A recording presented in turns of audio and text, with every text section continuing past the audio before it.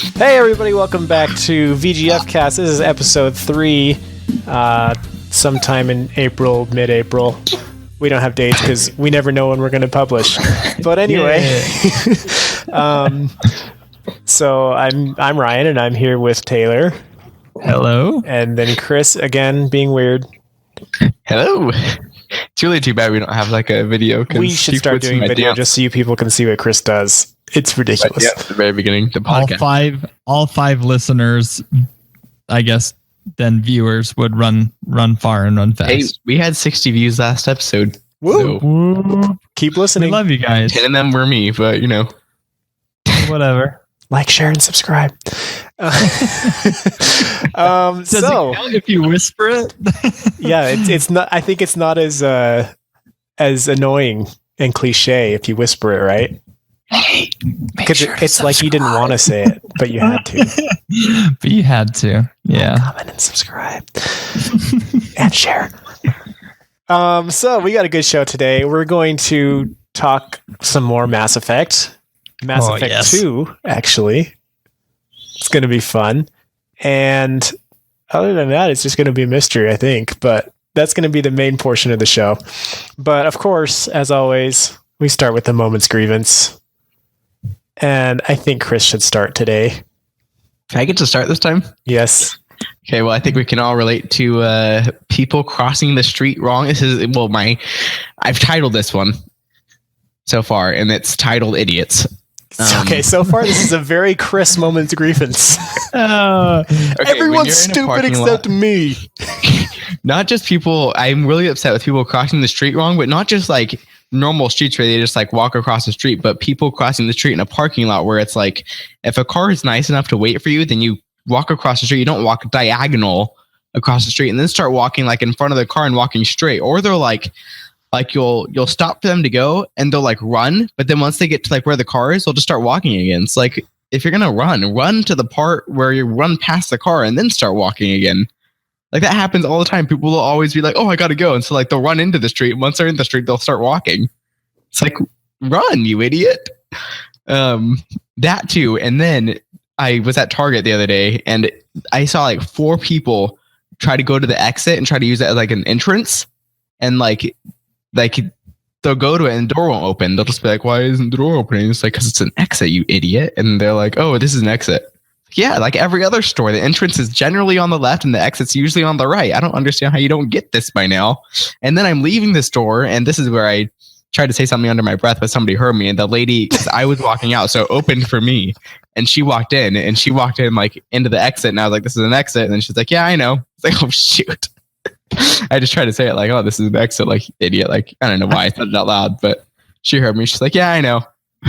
I don't think I've ever run into an exit door that wouldn't open for me. Yeah. They always open. There's a couple of them that just don't do it. Isn't it like at most Targets, won't it like not open? Yeah, there's a lot of I've gotten like stuck inside the middle room there in a Target before because like I get walked in the first door when it was open, but then the second one wouldn't open. So I had to walk back out and walk around. Which is super funny because I'm generally a rule person. Like, if there's a rule, I'm going to follow it just because it tends to make life easier. I could care less about exits and entrances. Like, whatever one's closest, that's the one I'm walking through. Yeah, I got to say I can't really relate to either of those very much. Those are pretty nitpicky grievances. When you see people crossing the street and they start walking diagonal in front of you, that is so annoying. Like, I'm stopping for you. Can't you just walk across the street and then start walking to your destination? Maybe it's a symptom of having moved away from California and living in Utah now, where people are generally more polite. Yeah, maybe that's just overall a higher IQ. But I got to say, you brought some pretty low tier grievances this week, Chris. Yeah. That just showcases Chris to a T. Just like, those were some Kirby grievances right there. Nothing.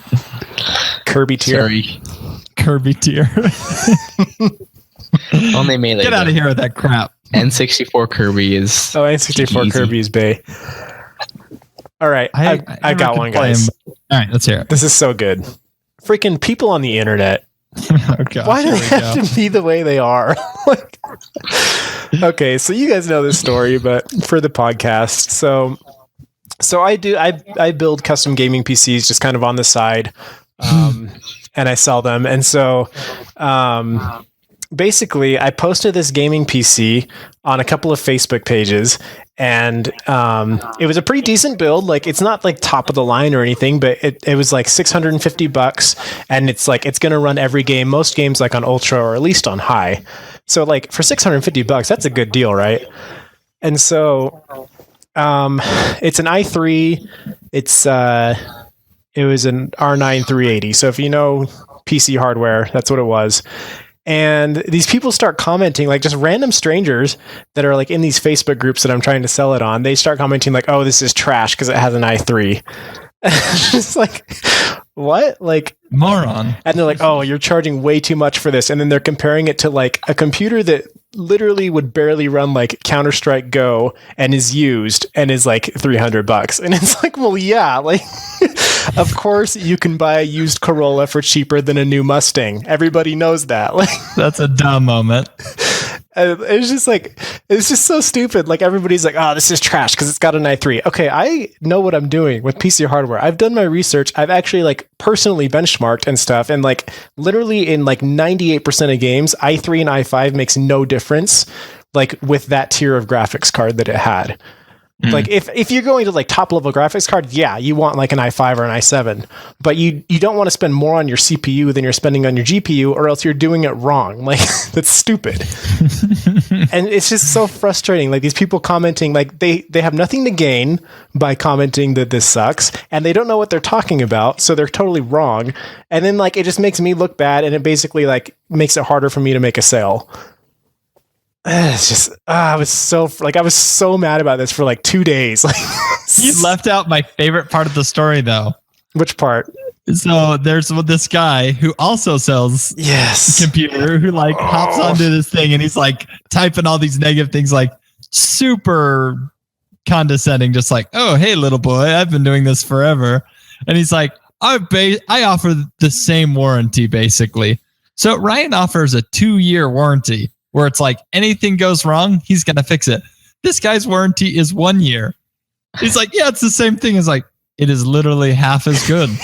That is no way is the same warranty. Like, it is objectively worse. Like, my 100,000 mile warranty is just as good as your 200,000 mile warranty. Like, no, most cars break down in the 1 to 200 range. It was just so funny. I was like, wow, this is dumb. Yeah. It was bad.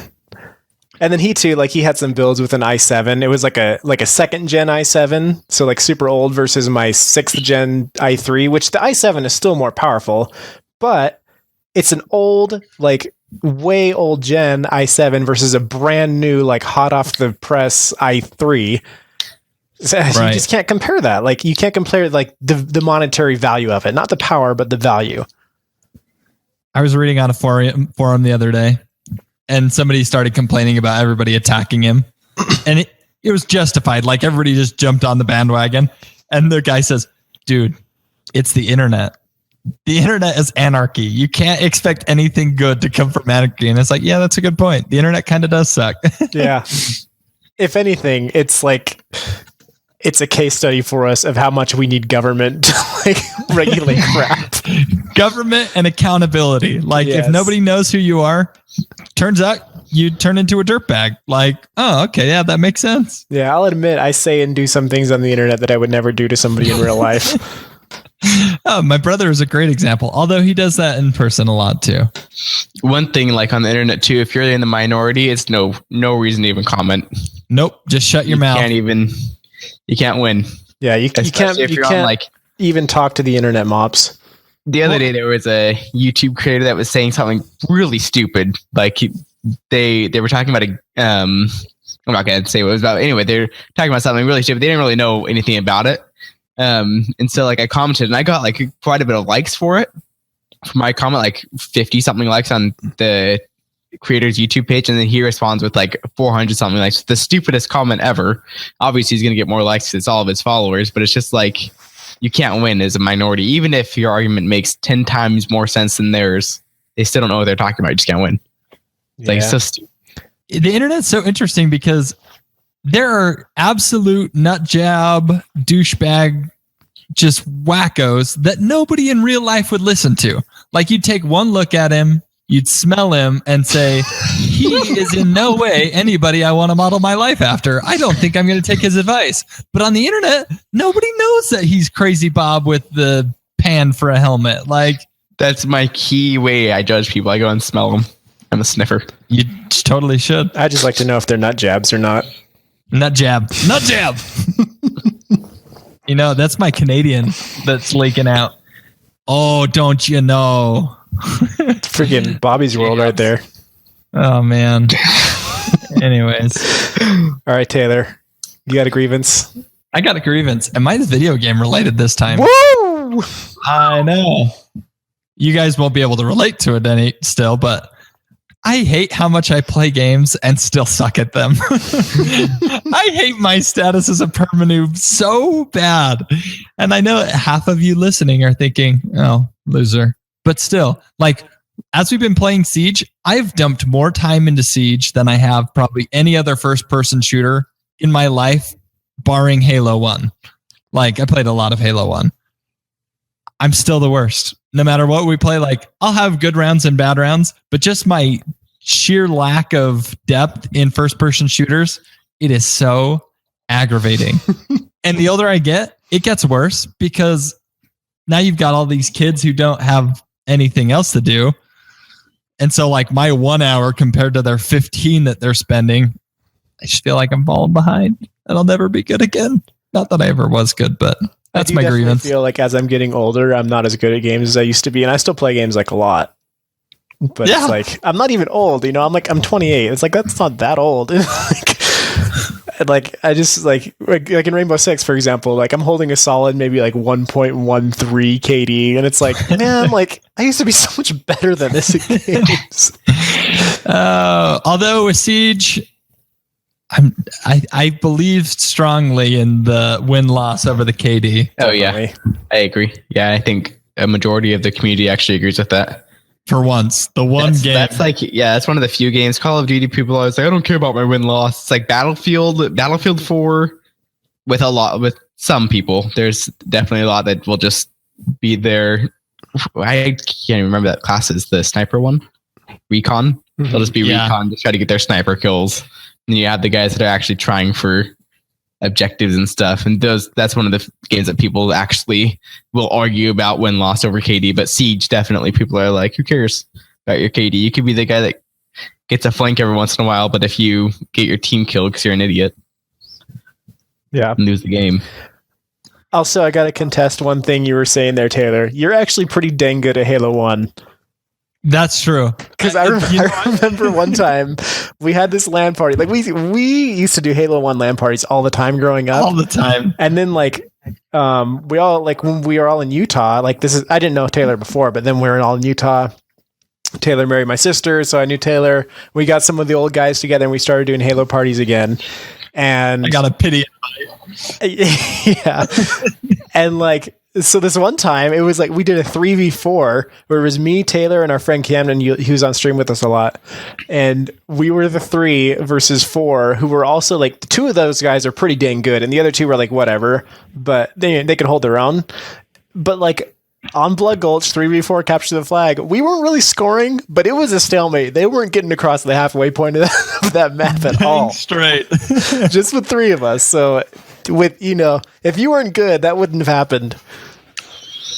You know what? The only reason that I can even take any credit in that match is that it was Blood Gulch, because I could probably say I've poured hundreds of hours into that game.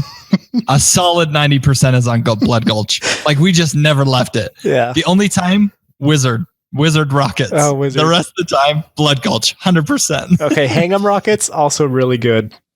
Oh, I'm thinking Hang 'em. Are you thinking that's with all the stone? Yeah, all the tombs. Hang 'em high. Yeah. Not Wizard, please. Wizard is still super fun though too. Yeah, it's all right. That reminds me of custom games, and like having the options in custom games to change so many things that I think like. So somebody posted the other day, like on the Rainbow Six Siege subreddit, We're going to talk about Mass Effect before Siege, but somebody talked about like a game that they were playing, custom game, where it was run away from the sledgehammer, and it looked like a lot of fun. And I'm just thinking how much more fun that would be if Sledge could be like faster than everybody else. Like you could alter their speeds, and you could have like 8 people on the other team. Basically, like Juggernaut from like Halo 3 or something. Yep. Yeah. You could do some pretty fun. I think they could come up with some pretty cool mods in that framework that they've created. Yeah, if you make custom games correctly, Halo Reach, they did it so well. I had so much fun with custom games in Halo Reach. Hours. Me and my friends have spent hours on Halo Reach custom games. It was so much fun. I think that's the kind of thing we'd be more likely to see in like a Siege 2, though. Yeah. If they make it. They better make it. Hopefully they'll make it. I've been keeping up with how are their sales been on it, though. Like, I've just been too busy playing it. I think it wasn't a game that had a lot of front end sales like most games do, but I think it's had a pretty steady, like long tail. Good. That's what we want, anyways, right? Yeah. Mm-hmm. And it seems like their microtransactions aren't doing too bad either. Just from what I can tell. That continuation of people buying the game means continuation of more noobs constantly coming in for us to which we need. Always. They're actually having a free PC weekend this weekend. Oh, are they really? Yeah, so hopefully we'll see a new influx of players from that. Well, and we'll see probably the servers go down again. That would suck. I don't know. They've been pretty freaking stable. Like, I haven't noticed. No, they've been fine, but the only time we've had a problem is something like big something happens, like the Division beta came out, the servers went down. Open beta servers went down like crazy. Well, yeah, open beta, hence the word beta. Yeah, that's true. Yep. Can't really judge a game off beta. Yeah, you can, but so good. But anyway. Yeah, I'd say like Siege is not going to be like a big moneymaker, I don't think, for Ubisoft, but I think it's doing well enough, and Ubisoft is a big enough company that, if they think like, okay, this could be profitable if we give it another shot and we market it a little better now that we kind of like, we've established that this is a good game, the people do like it. There is like, we have that base community that's going to come back for game 2. Yeah. I think we could see that. And if they don't, we'll be playing Siege until like 2020 anyway. So I know we're going to be those guys who are playing, what was it, Raven Shield or Rogue Spear? Yeah, still playing like 20 years later. Yeah, I'm down. I'm in. Sweet. So let's get into Mass Effect. So Chris went back and played Mass Effect in like a week after the last podcast. I guess we convinced him. Speaking of those jerk young people who've got so much freaking time on their hands. So what exactly convinced you, dude? Well, I saw so I was actually opening my PC to play Rocket League while I was watching I think I was watching Burn Notice at the time, but I was opening it and then Origin came up too, and it just was one of the things that was on the sale. It was like Mass Effect for like $20. And I was like, oh, maybe I'll just start playing it. And then I just played for like 3 hours until I had to go to work. And I was like, this game's actually pretty good. And then I just kept playing it. Turns out this game Ryan's been raving about for 10 years is actually really, really good. What do you know? Yep. Weird how that works. Okay, so before we get into ME2, do you have any like impressions you want to share from the first one? Any like special thoughts? Anything you want to argue about what we said last time? No, I completely agree with everything you guys said. I mean, the same things that bugged you guys bugged me. I think you guys covered it last time. The only thing that I like a lot in like Mass Effect that I haven't played with like other games, because I have, but I was just gonna say like your ability to like say different things, like change like Paragon, Renegade. I guess that's the same with like Old Republic, Star Wars Old Republic or whatever. Turns out they're made by the same people. Oh, really? Well, there you go. I love those kind of games where you can be like a villain or a good person and just be a complete jerk if you want to. I think that's so much fun. Yeah, that's what actually kept me in it, because I could just be a jerk. It's so good. And just kill people if I wanted to. And not have Ryan and Taylor yell at you every time you're being a jerk. Perfect. Yeah. So you played Infiltrator? Yes. Okay. And I'm doing Vanguard. Are you doing Vanguard too, Taylor? Yeah. Okay. Just want to get that straight. That's Shotgun guy, right? Up close and personal? Shotgun with biotics. Yeah, that's me. Yep. He's pretty cool. I like the charge power in Mass Effect 2. Yeah, the charge. Oh no, Cool. what is it called? The rolling like thunder. Shockwave? That's what I always call it. Shockwave. Rolling thunder, hear my I'm not gonna cry. lie. There's a couple times late at night, my wife is asleep and I'm downstairs playing game and I'm just yelling, "Rolling thunder!" So, and it's just like boom, boom, boom, boom, boom. Yeah, I That's love why- when they bunch up. Oh, it's the freaking best. Oh yeah, it's so good. So I know you guys don't really like Jack just because she's kind of weird, but that's the only reason I always have her with me is because she has that shockwave thing. And I'm always like, oh, this guy's bugging me. Just take him out real quick. Yeah. I love. Put him in the air and then I'll snipe him. I don't know if we're going to talk about this later because anyways. But I love the cooldown times in this one where you can actually use your abilities frequently. It's awesome. Yeah. And I like how it's just on screen, the little like half circle. Yeah. Mhm. And when it comes together, you're like, okay, I can go again. I'm not going to lie. It took me far longer than I'd care to admit To realize what that was. to realize what that was. I just learned. I was like, what the heck is Didn't that? know what that was. doing? Wait, you Not just until learned just like now. this moment? Yeah, but you just told me. Oh, I thought it was like a shoot for a critical shot or something. yeah, I thought it was that at first too, or like it was taking time for my incendiary versus cryo to like switch over. It's like, what is going on? And then all of a sudden it just clicked and it's like, oh, I can shoot another rolling thunder as soon as that happens. Perfect. Yeah. It's nice. Okay, but wait, before we get too much into ME2, so Chris plays all through Mass Effect and then goes, and because I told him that he should be playing FemShep because she's cooler, and that's true, he doesn't load his save into Mass Effect 2, so pretty much everything he did in Mass Effect doesn't matter. Did you at least choose the same things? Yeah, so the Oh, council okay. is still dead. The only thing that changed, which only changes because I changed to a female, is Caden's alive now instead of dead, which is fine. Caden. But other than that, everything has been the same so far. I'm only like a quarter into the game, but and you killed Rex, right? I did. So we'll see if Rex stays dead or not. Yeah, I guess so. And then what about the Arachnite Queen? What'd you do with that? Arachnite Queen. Benezia, the big ugly spider thing. You decide whether to save it or not. I killed it. Okay, so you killed that. And did you endorse Anderson at the end? Or Udina? Yes. Okay. Oh, I endorsed Anderson. That changed too. That Eugenia changed. Yep. So Udina's in charge. Yeah. Ugh. That made me kind of mad. Yeah. You see, so some stuff definitely is going to be like a Yeah. big difference. Weird. Because I totally saw Udina as like classic politician. Like all you care about is your own standing. It just pissed me off. I was like, no, Captain Anderson, war hero guy, gets to go up there. He knows he's not going to be like, no, we're not going to do that because it's going to hurt my standing in politics. He's going to be like, oh, we're going to do that because we're going to save the human life. I cannot imagine anybody who picks Udina from the first one, like playing through for the first time, like, oh, I think it should be Udina.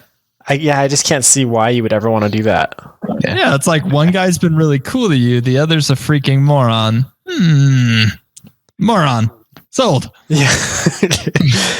But I am interested. I'm kind of glad that happened though, because I'm interested to see that Chris's See what perspective of happens. Udina being in charge. Especially because I could never do it in my game. It'd just Right. be too annoying. I mean, I pretty much went into this one being like, okay, I'm going to try to choose like opposite stuff from what I had before, and I couldn't even do it. I was just like, no, No, I can't do it. Although I freaking wish I would have murdered the council after dealing with them in ME2. I know. now. What the freak? Like, guys, you saw Sovereign. Like, He How is this was even up your happening? A. Like, I literally saved you. And they're just like, yeah, that's kind of cool, but we're really pissed you're working with Cerberus. yeah, we're more concerned about Cerberus than. Remember that time I was dead and now I'm alive?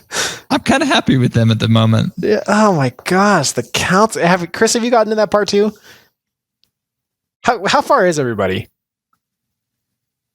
I have Jack. I've got the Krogan. I've got. Who do you get before that? I've got Zaid. And then a bunch of side quests. So I just barely got to the Citadel. Okay, but you have talked to Anderson. But I have talked to Anderson. And Chris, so have you I talked to just walked Anderson? around. Yeah, I've got everybody. I don't have Grunt, Kasumi, or Thane, but everybody else I have. So I just haven't done. So I did the first collector mission, but I haven't gotten the next because he gave me more dossiers, and I haven't gone to those people yet. Same. So Okay. But so when you talk to Anderson, Chris, wait, have you not done that?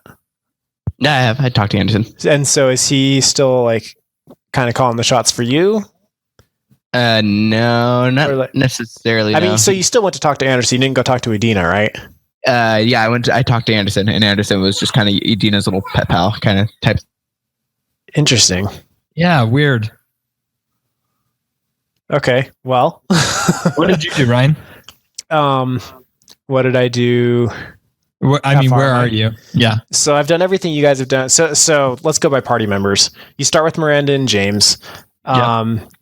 And then are you forced to go first to where Garrus is, or was that just a choice we all made? No, you have to go to. You have to start there. Yeah. Okay, so yeah, you go there, you pick up Zaid if you have the DLC. And then Garrus / Archangel.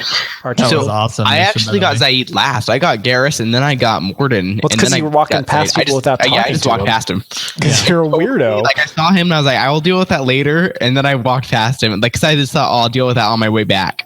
Like, I like to get in there and do stuff, and then on my way back, I get everything else done. That's just how I like to do it. That's All right, weird. well, Because the game's all about talking to people. I'm just going around talking to anybody who has a name. Yeah, I was about to say, if I get like the little option, I'm like, ooh, What do you hello. have to say? Let's see. So I got Zed, I got Garrus, and then Morden is after that on the same place. Yep. And then we all went and got Jack, right? Yep. Jack's on the prison. We rescued her. And then Chris has the Krogan on the ship, right? Do you have the Krogan on the ship, Taylor? I had the Krogan on the ship. Okay. So I have him on the ship and I awakened him. Oh, you did awaken him. I haven't awakened him yet. I haven't done anything with him yet. And then I went to the next planet, or to the Citadel, and I got Kasumi and Thane. Oh, wow. So Did you do the first harvester mission, collector mission? yeah. Uh-huh. Yeah, I was pissed about that. It's like, free Gash, get on my ship. We're buddies. Oh yeah, Ashley. She's like, I don't want to talk to you. You're with Yeah. Cerberus. You're mean. And we had a relationship. And you're mean. It's like, hey, come on, baby girl. Get back on the boat. Oh, baby girl. Okay, so this is something I think is weird in Mass Effect 2. Like, it just seems like the way people react to seeing Shepard, who was dead and is now back to life, like it never quite seems right. Yeah, it's always kind of like, oh, I heard you I were thought alive. you were dead. Cool. Oh, but exactly. I heard you were alive. It's never like, so you were dead. Like, I mean, How even, come like, you're not anymore? regardless of what you've heard, it seems like if you see him and he's alive, you would give him a hug. You know? Yeah, right? Especially being like an old crewmate, like especially with what's his name, the Joker. Especially with him, like your old pilot. Well, he can't Like- walk, so He can walk now. Yeah, he can walk now? There's a cutscene where he's walking. Oh, I didn't even catch that. yeah, especially when like you with him to your death. Yeah, you can go talk to him about it, I think. Oh, you can. Uh-huh. I've been I- so good this round talking to everybody. Like half the time they just turn me away. Shut up, Shepard. I don't have So- time to talk to you. So, Yeah. can it wait for a little bit? I'm in the middle of some Let's let them- calibrations. They shut up, Garrett. Yeah.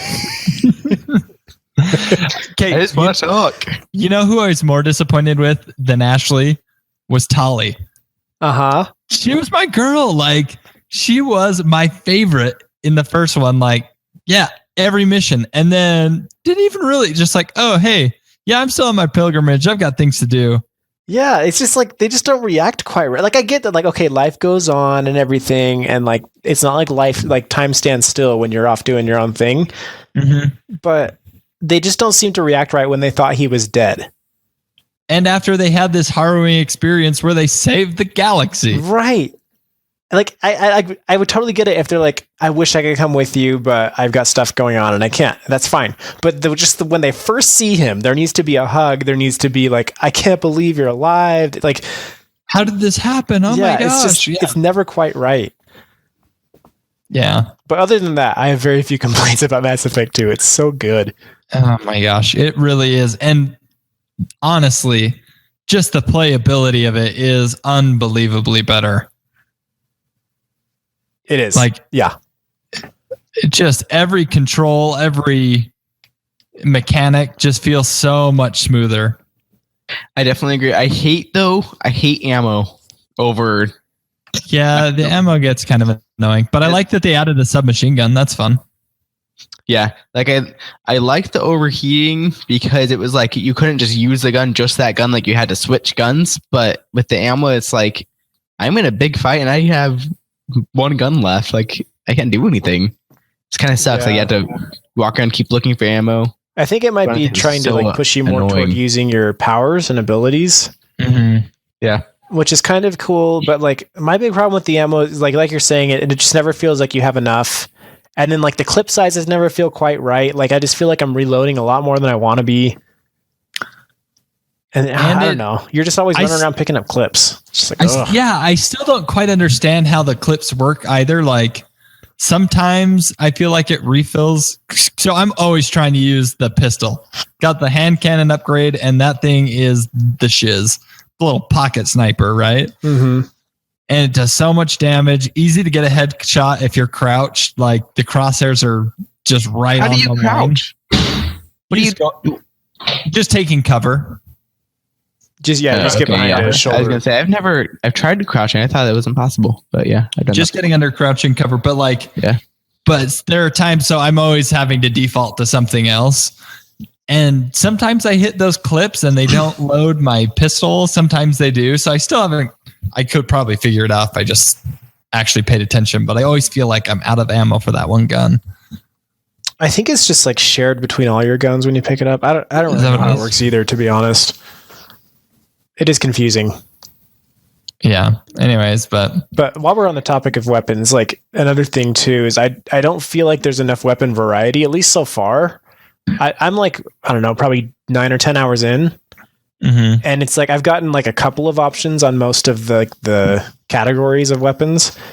But like I don't even like there's no stats between the two to like understand like what the real difference is and everything. Yes. It's just like these little summaries like, oh, this one is really powerful and they used it in this war and the Alliance likes it. And it's like, well, that's all great, but how much damage does it do? And like what's the reload time? And that's what I want to know. Yeah, give me some specifics here. Completely agree. And there's not just many of them to pick from either.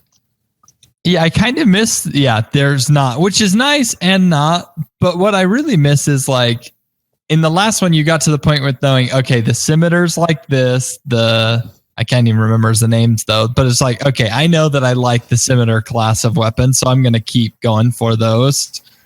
You kind of lose that a little bit now. Mm-hmm. Absolutely. And I was trying to remember if it's in Mass Effect 2 or 3. I'm pretty sure it's in 3 the farther I get into Mass Effect 2. But there's like actually a weapon bench on the ship or something where you go and you can like actually like put on like modifications and stuff. Cool. So it's like way more customizable. Cool. I'm pretty sure it's in the third one. I don't remember that. I mean, you've got your armory where Jacob is. Yeah. But you can't really do anything with it. Yeah, I don't think it's in this one. So I think what they did is they tried to, because the first one was like overbearing a little bit. Way. Yeah, and so they tried to simplify it, but they went a little too far. I think you're right. Now, I mean, I still want it to be an RPG. I love RPGs. Exactly. But also, like, not too RPG. Yeah. Yeah. Okay. I love, though, when we're talking about upgrades and weapons, absolutely think that the way that you probe planets for those rare metals, that is cool. That's a good system, I feel like.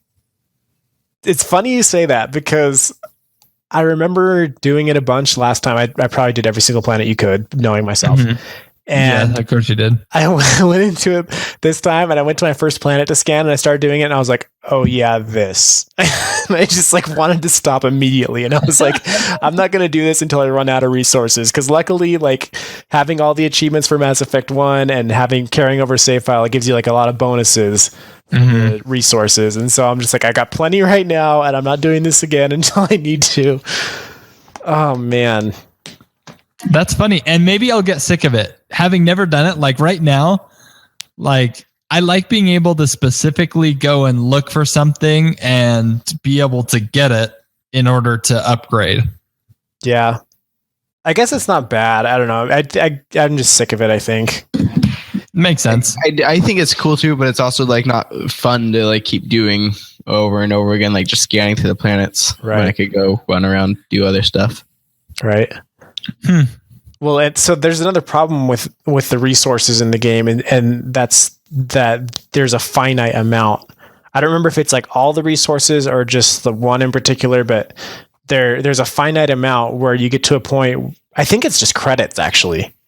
I don't think it's resources. I think credits. There's only a certain number of credits in the game, and there's no like reliable income of credits. That's good to know. Yeah, because you can't sell weapons, right? Isn't that because there's not a bunch of like weapons that you get? You just have like, oh, now I've unlocked this weapon and I can choose it. You don't like actually collect weapons as you go, and so they've taken out the source of income basically, and you get to a point where like you literally can't afford stuff, and there's no way to make money anymore. Interesting. Yeah, it's really weird, and hopefully one of the DLCs has fixed that and added something, but that's to be seen. To TBD. Yes. But I'm liking the DLC stuff I'm seeing so far.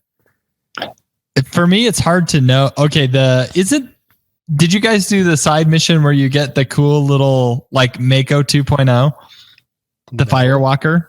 No. Yeah, that thing's the shiz. I'm pretty sure that's DLC because I don't remember that at all. Yeah, I thought so. And so there's a whole string of missions. So you can't use them in the normal missions because you still land in that like, what is it? The little shuttle thing. And so you don't get to drive the Mako. But there's a whole whack of these Firewalker missions where you get to drive it. And it's everything you wish the Mako was. Like, as annoying as that stupid machine was, it's like awesome. Sweet. Anyway, I would recommend going and finding that. It's pretty fun. Yeah, I'm gonna make a where'd you start those missions? I don't know. As I've been flying to the different places, I always just hit the side planets that have the thing. So I did like Zaid side mission. Yeah. And stuff like that. So yeah. Let him kill that dude. Cool. Yeah. Should we run through some of the characters and just see what we think about them? Yeah, let's do it. All right. So starting with Miranda, what's your guys' read on her? I don't like her. I want to kill her. I hope that's not. You want to kill her? That's been my number one task. Every time I go to her, I try to be like so as mean as I can, and every time I go to James, I try to be as nice as I can. I want to split them apart, and then I want either him to shoot her, or I want to shoot her. One of the two. All right. Oh man, I love Miranda, but I think a large part of that is that the voice actor is the girl from Chuck.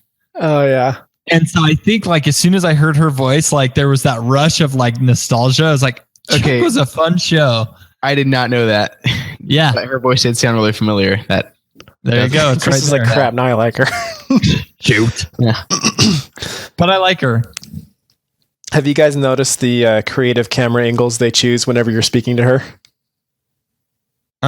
You should go talk to her more. Yep. Is it like accenting or? Yeah. Okay. Yeah. The way they frame the shot is just like, why? Why is her butt taking up the whole lower third of the screen? Okay. Yes. They kind of do the same thing when you're FemShep and you go and talk to people. Really? Yeah. It's funny. Yeah. But yeah, I kind of like Miranda. I also kind of don't, because she's just too loyal to Cerberus, and I don't feel great about the Elusive Man. So yeah, that's the thing. Not playing the game before, I feel like she's so loyal, and I feel like something's going to happen, and I'm going to be like, and she's just going to completely side with Cerberus, be like, oh, I don't care, Cerberus is the way to go. I'm going to be like, hey, time for you to die. Kaboom! I'm excited to go to see her mission where like the dad is trying to find the sister, because I want to see more of her backstory to understand like the relationship with Cerberus. Like, if he's really as big of a douchebag as she says, like then it makes that relationship make more sense to me. But I guarantee that Cerberus is going to be a problem in this game. Like, oh yeah, there's just so much leading up to it. You're just like, oh man, they are gonna knife you in the back, Shepard. Be careful. Yep. Yeah. What about James? I think he's all right. I'll go first. I like him. I like James, but whoever animated his lips for the cutscene is the worst. Like, I don't know what they were thinking, and maybe it's just my install. Maybe it's everybody's, but like all of the voice acting's great, but like the animation of the mouth moving isn't fantastic in this game. But he is especially awful. Like there are times his bottom lip droops, like beneath his chin. It's weird. It's bad. I haven't even noticed. So because of that, you just don't even want to deal with him. I just go through his menus as fast as I can just so that I get the talking to him. Yeah, sure. I'll go see if your dad is dead, but I'm not going to freaking talk to you for a long time because it drives me crazy. Yeah. I feel like James is a little bland. Like it's sort of like a thing through all the Mass Effect games where the human characters are the least interesting. That's fair. And it's just like, I don't know, like he's okay. And like the only time where there's really like any significant character to him is when he's like, oh, my dad's dead or maybe dead or something. And that's like his whole character. I don't know. Interesting. I just think he's kind of boring. Toph, yeah. You got any input? I like him. I don't know. No real opinion. I like him. I think he's a good guy. He's just there. Yeah, I feel like he'll be loyal to me over Cerberus if something were to happen. Yeah, that's true. I definitely feel like he's more... he's my team. Yeah. He's all about Shepard. Yeah. Zaid. I feel like Zaid's too much of a stereotype for me to like him too much. Yeah, and it's hard because you can't talk to him. Like, he doesn't have like actual... like conversation dialogue boxes. It's just like you click on him. I don't know. He'll tell you a weird story. He's not even my favorite to have on the team when I go out. He's just a soldier, I think, right? Yeah. I liked his mission that I went and did for him just because like that's exactly what I would have done as Shepard. Just like, no, I don't care what you have to say. I'm gonna go kill that guy. He's over. I haven't got to that yet, so I mean, you can talk about it, but I'm just saying, like, I don't have any input on it. Yeah. So I'm doing everything 100% Paragon. And so for me, I was like, yeah, forget your grudge, man. There are people who are going to blow up in the refinery. Let's go figure that out, jerk face. So I actually started to like him a lot less after that. Okay, yeah. So I'm doing the complete opposite. I'm trying to do 100% Renegade. So I was like, watch that guy at the factory, like, get all mad and start complaining. And I was like, screw that guy. We got to go kill this other guy first instead because you've totally held a grudge on him for the last 20 years. I felt pretty bad, but I was like, nope, full Renegade. Let's do it. Let's do it. If you're going to be Renegade, you got to be committed. You got to be committed. I get so mad when I do something and I'm like, I think it's going to be a Renegade thing, but then she says it nicely. It's like, you idiot. That was supposed to be rude. And then I get like +2 Paragon at the end of the thing. I'm like, come on. Seriously? All right, then there's my boy Garrus. Garrus is a bad A in this game, like far more than he was last time. Yeah, he like I feel like so there's a lot of love around Garrus like in the Mass Effect community and stuff, and I feel like he gets it all starting in this game because like Mass Effect 1, he's just kind of like, oh, you're the old CSEC officer that you're with me because I don't care about red tape. Yeah, but he's just like, Garrus is your bro. Like, even the fact that he like they talk about, oh, I hate the red tape and everything, but then again, he's not like very brash in the first one. Like for somebody who hates being tied down so much, he seems pretty respectful. But in this one, it's like, I'm gonna freaking murder you if you don't do what's right. Mm-hmm. Yeah, he's just like, I am a. What's that word that starts with a V? Vigilante. Yeah, I'm a vigilante. Like, I don't care if, like, Shepard, you're my bro, but if you start being bad, you're in trouble. So, I'm gonna freaking murder you. That's what it comes down to. Yeah, Garrus is cool, man. I like Garrus. I like Garrus. I never bring him on missions because there's other people that I like on missions more, but I do think Garrus is super cool, super awesome. Yeah, Especially his and I Archangel love thing. That was cool. Oh yeah, his freaking origin in this game is so good. Like, he's just like, oh, we got to find Archangel. He's gonna be awesome. And you get there like Garrus, and then he like gets blown up, and he's like, I'm good. Yeah, it's like freaking shredded battle armor. You're like, yeah, you're cool, man. He's so tight.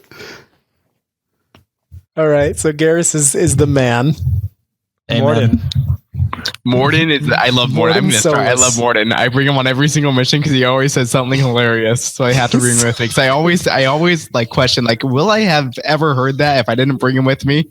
It's always I have to bring him because he's so funny. Morton is pretty solid. He's in my rotation for most. Like, I would say he comes along on at least half of the missions. Yeah, good choice. He's like. He's definitely in contention for like one of my favorites in the series. He's so good. He's just so funny and like he's like funny in like a really smart way, you know, like I don't know, I really like him. Well, we're all in agreement on that one. Yeah. Everybody loves Morden. Jack. I like Jack. It's kind of an interesting character, but it's also slightly uncomfortable taking her around. Yeah. I'm always waiting for my wife. Anything. I'm always waiting for my wife to turn the corner and be like, what are you playing? Like, oh, don't worry about it. It's fine. Trust me. It's all right. Don't worry. Don't worry. Those belt straps stay put. The only reason I always bring Jack with me is because of her biotic abilities. Like, I don't have any of that. And so to have her there, like when something's a pickle, I'm like, Jack, you take care of this. I'll go do this over here. Yeah. And she's always like, she's the girl for that stuff. Rolling Thunder, baby. Yep. Yep. I'm trying to think of anything else to say about Jack. I think she's a little too much of a hard ass. Yeah. Like, you're like, hey, cool it there. Like, okay, I get it. You don't like people, you don't trust anyone. I get it. You can stop. Like, we're on a team for now, so let's just be civil. Like, I don't know. And then like I was trying to talk to her and she's just like, look, if you want to have sex, let's just do it. I'm like, whoa. That escalated very quickly. Okay, BioWare, chill out, man. Yeah. BioWare always forcing you to do weird things with fake people. So that's pretty much all you guys have, right? Yeah. So far. So I've got Grunt, Kasumi, and Thane past that, and just quick thoughts. I'll let you guys form your own opinions. But Grunt is a really cool Krogan. Kasumi has the most amazing ability, so you guys should get her as soon as possible because she is so tight. And she's brand new to me, so I'm loving it. And then Thane, he's always been my favorite ever since the first time I played. Thane is the man. Man, there's a good cast of characters in this one. It's good. It's way better than the first one, I think. If I don't ever get Tali, though, I'm going to be kind of disappointed. Tali, she's definitely not done in the series. Don't worry about Tali. Okay, good. I figured she wasn't, but I could lose a lot of those first characters. But Rex and Tali, they better be in my story. I didn't save Rex for nothing. I killed him. Moron. I can't believe you killed Shot him in the head. Rex is he's such a cool guy. He is cool, but he got the wrong idea. Jeez. We got it. But you can talk him down if you're just calm. Yeah, but no, it's like, dude, I already told you what's going on. You got to listen to me. You're not going to listen. I'm going to shoot you in the head. So he didn't listen. I shot him in the head. I feel like the Renegade is actually your personality, Chris. I know. hope you never have an ounce of power. This is the way we're going to go. And if you're not going to go there with me, then you're dead. I was just thinking that too. Like, that's so Chris. Like, no, it has to be this way. And it has to be this way right now. We're not going to talk about it because I know I'm right. So if you're not on board, you're out. Like, oh boy. It's like, no, let's just chill. Let's all just everybody talk. take We'll a all step share back. our opinions. Let's talk this over. We're going to get everyone's input and then we're all going to make a decision that's in everyone's best interest. But no, Rex is lying on that beach bleeding out while Ashley and Chris are going on a xenophobic spree. And he did not get a proper funeral, let me tell you. They went and asked me if he should get a proper funeral. I said, no, you made it rot. Oh my God. Don. We got to change the subject. I can't handle this. Freaking Rex, man. Rex is the man. You moron. Jeez. Anyways. Okay, last thing I want to bring up with Mass Effect 2. So we were talking about like people reacting weird to Shepard. Yeah. So I went to go see Liara, and like this one was weird too in the opposite way.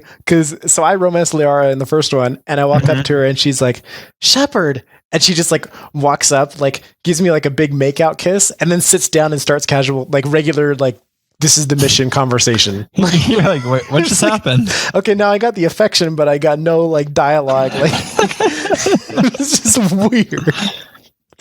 He's like, oh, I guess you really miss Shepard, huh? Hello. She's feeling it. Yeah, she is.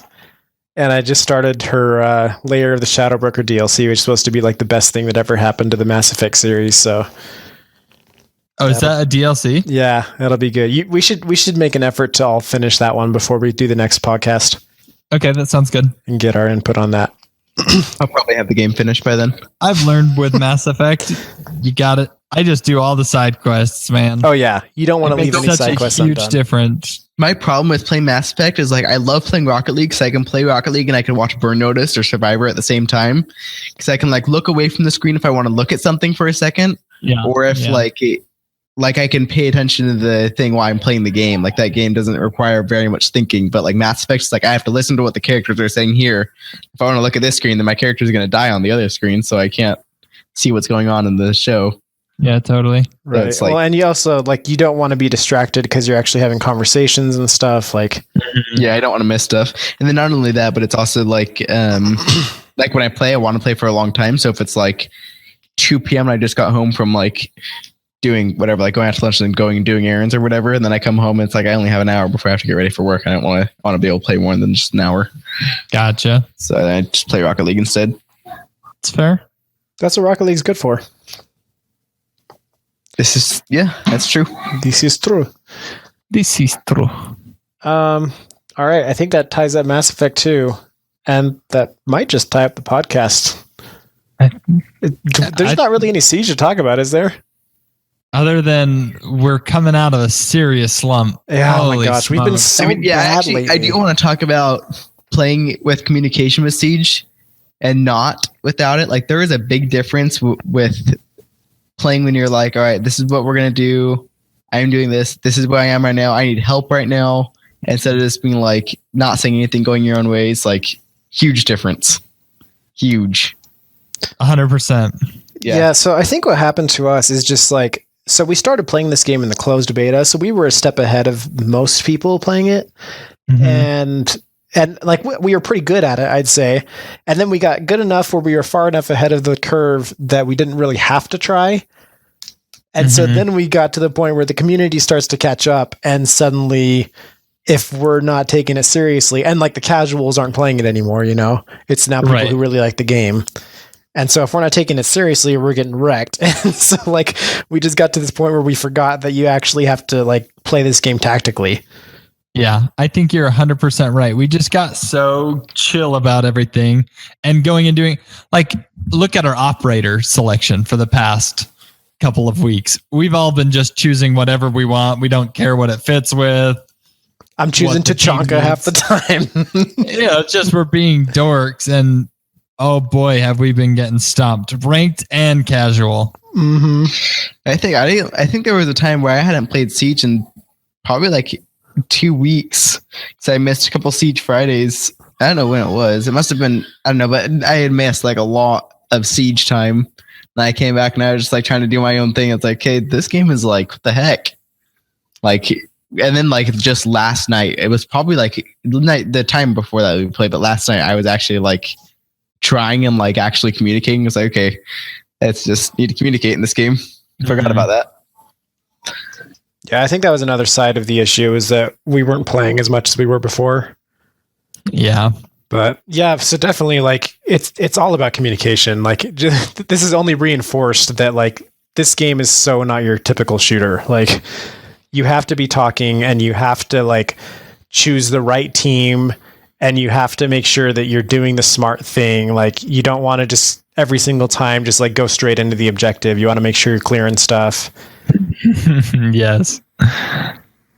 But we're getting better. So you should definitely come check out our streams and watch us be good at Siege again, because we have way more fun when we're good, and they're funny streams. It's good stuff. Funny is a good way to say it. They're definitely funny. Oh man. I definitely, we should talk about Bartlett University just for a second, because it was like, it's been 4 months now since they officially said, yeah, we're working on that map. It's going to be out 5 months, almost 5 months. It's been 5 months. They said, yeah, we're working on that map. It's going to be out shortly for both PvP and PvE. Yeah. So Bartlett University is on the, what's that called? It's called Article 5 Situations. Yeah, the Article 5 mission.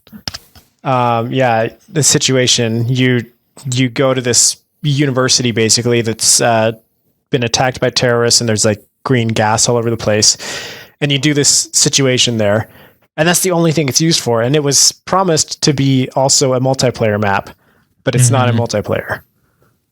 So we're just waiting, and it's 4 months later, and there's no word. It's just like, what's going on here, guys?